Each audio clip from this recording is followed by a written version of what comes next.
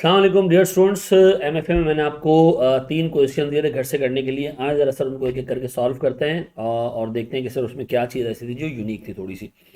ये कह रहे जनाब, जे लिमिटेड और के लिमिटेड के ओपनिंग नेट एसेट्स दिए हुए हैं, फिर प्रॉफिट दिया हुआ है, फिर डिविडेंड दिया है, क्लोजिंग नेट एसेट्स दिए हुए हैं और सीधा सीधा cost of equity they the.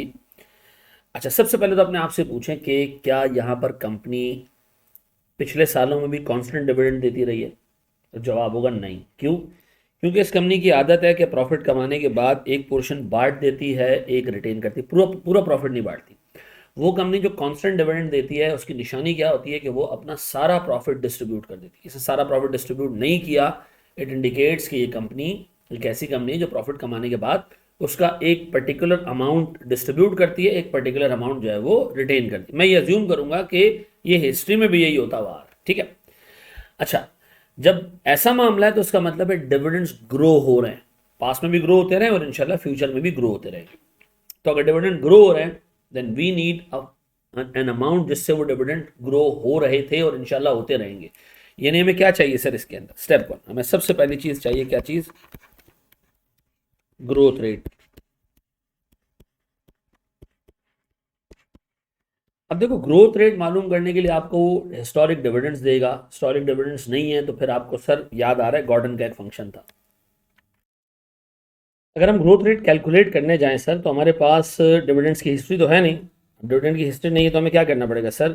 Gordon के फंक्शन से जाना पड़ेगा कि growth rate equals to B into R. और हम सबको पता है कि बी का मतलब था रिटेंशन रेशो, यानी कंपनी कितने परसेंट प्रॉफिट का रिटेन करती है और कितने परसेंट उठा के डिस्ट्रीब्यूट कर देती है। ठीक है जी।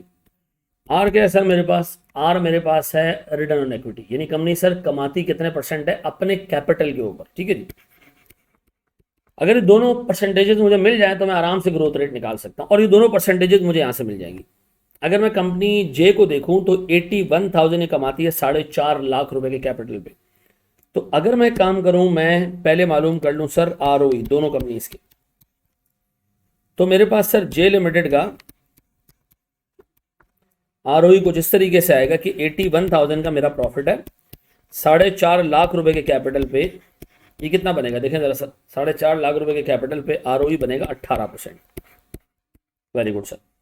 इसी तरह जे लिमिटेड के बाद सर मेरे पास जो के लिमिटेड है सर, उसमें प्रॉफिट कितना है? 86,400। सर ये मुझे 3,60,000 के कैपिटल पे मिला।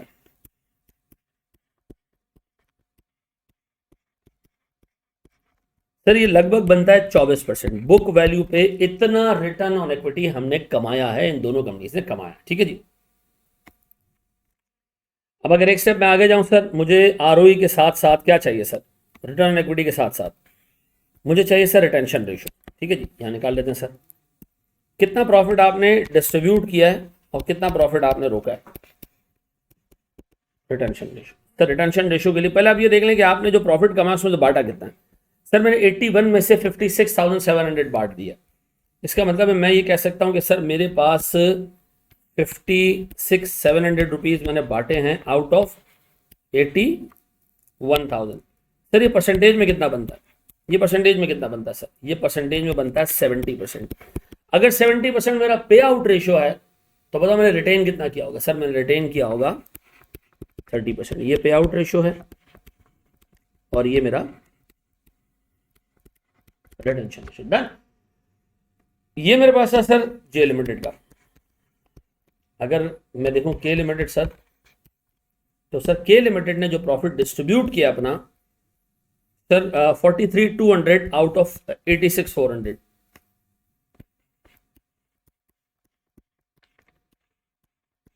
इसका मतलब है सर मेरा पे आउट रेशियो कोई 50% है।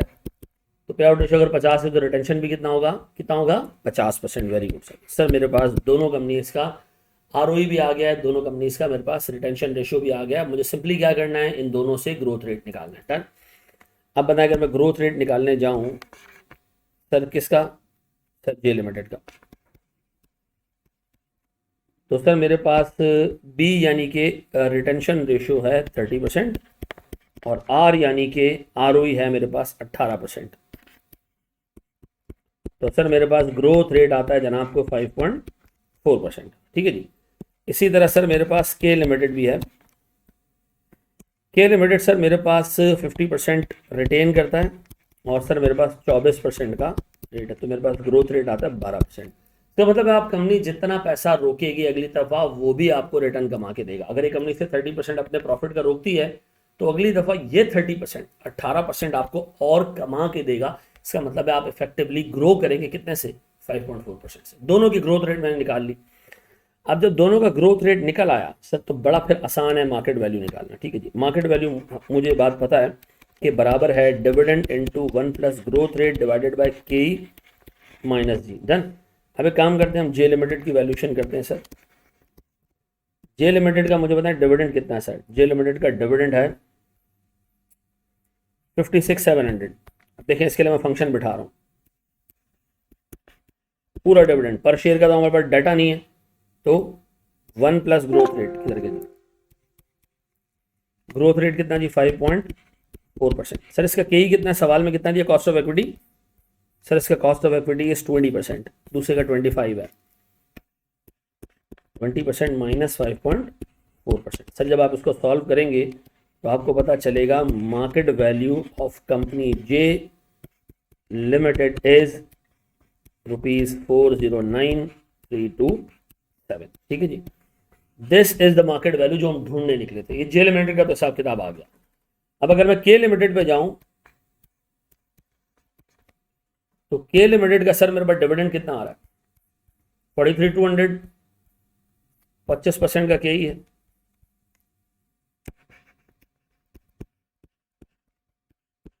ग्रोथ रेट 12% है।